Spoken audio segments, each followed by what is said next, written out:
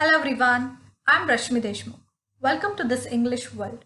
Well, as we all know that English is a global language and in a day-to-day life we are using this language regularly. But somewhere while using this language, we make so many mistakes. And to avoid such type of mistakes, we should know all about the tenses. And in this lesson today, we will learn all about the simple present tense, that how to use it, when to use it, with many more examples. And after that, you will learn to use the simple present tense very accurately and confidently. So let's get started. First of all, we need to understand what is the exactly tense is. It indicates the time of action or an event. It means the time when an action or an event occurred. And this phenomenon is called the tenses. Basically, there are three main types. That is present tense, past tense and future tense. So today we will learn all about the simple present tense, which comes under the present tense. Now here you can see that there are 5 situations already I given, that is habitual action, permanent situation, universal truth, our schedules, fixed future action. All these comes under the simple present tense. So first understand what is the exactly habitual action. Okay, habitual actions are those actions which refers to your routine life. Okay, for example, she goes to office at 9 a.m. every day.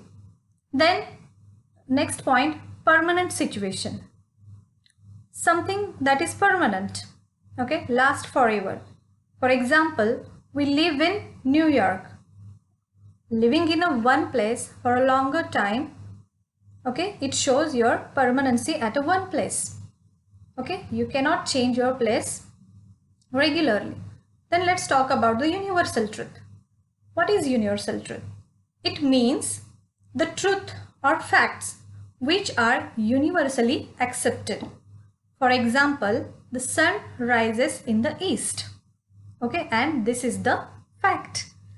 Then schedules. Usually now you can see that in this pandemic situation, everybody is attending their online classes.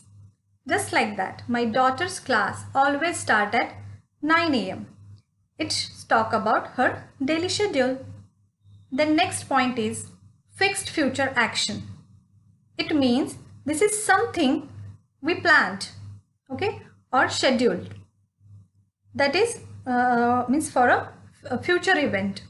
For example, he travels to Delhi every month. This shows fixed future activity. Get it? Then some stative verbs also we can use in simple present tense. And stative verbs describes our emotions, our feelings, something you owned, something you possessed, like that. For example, she understands his problem very well. In second example, John loves food. In both the examples, understand and loves are stative verbs, and stative verbs are not action words. Get it? Then next one is frequency. Sometimes we have to show frequency of adverbs in a sentences, like never, rarely, sometimes, often, always. All these adverbs we can use frequently in the sentences. For example, she always takes the bus, or you can say she sometimes takes the bus. Okay, then I often do exercise in the morning. If you don't, then you can say that I never do exercise in the morning. Then third sentence you can see that I rarely see him. If you don't, you can say that I never see him. Just like all these adverbs we can use to show the frequency as per the situation. Okay, now let's understand more about the simple present tense with this chart. But before moving to this chart, let's understand the structure of the simple present tense. That is subject plus verb plus s or es plus object. Okay, so let's make the sentences with the help of the structure. let's make the sentence. I work. You work. He works. She works. It works. We work. They work. Here I put s or es with the verb when third person singular nouns we can use. Okay. Then how to make the question form of it? To make the question forms, always we have to take help of do and does. Okay, for example, do I work? Do you work? Does he work? Does she work? Does it work? Do we work? Do they work? Like that, here also for the third person singular nouns we are always use does. Okay, let's make the negative form of it. To make the negative form of the sentence, here also we can use do and does with not. For example, I do not work. You do not work. He does not work. She does not work. It does not work. We do not work. They do not work. Here I want to make the sentence shorten. Then here I am using contraction over here. For example, I don't, you don't, we don't, they don't, he doesn't, she doesn't, it doesn't. Like that. This is the way to use the structure in a simple present tense. Then let's understand more about the spelling rules in a simple present tense. Some verbs only we can put s at the end of the verb. For example, live become lives, sit sits, stay stays, like that. And some verbs are ending with y. That time y change into I sound. There simply we have to add es at the end of the verb.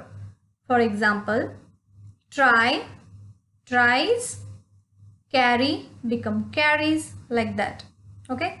And some words are ends with s, z, ch or x. That time simply we have to put there es at the end of the verb. For example, miss become misses, buzz become buzzes, catch become catches, fix become fixes. And some exceptions words are also there. For example, go become goes, do become does, like that. Okay, this is all about the simple present tense. So let's do some exercise with the examples. Okay, so in a first example, I dash at a bank. Okay, what will come here? I work at a bank. Then she dash with her parents. She is a third person singular noun. So simply we have to add here lives. She lives with her parents. Then cows dash on grass. So many people will confuse here because they didn't see that as cows means many cows are there. So simply we have to put there feed. Cows feed on grass. He dash a handsome salary. Obviously it will come earns. He earns handsome salary. Then dash to be a singer. Okay. Janet wants to be a singer. Then Emily dash delicious cookies. Emily makes delicious cookies. Then Ram, yes, very good. Ram studies. So I hope you all understand about the simple present tense. Keep practicing at home. So friends, I'm sure that you understand all about the simple present tense. So start using this. Keep practicing. Thank you. Bye-bye.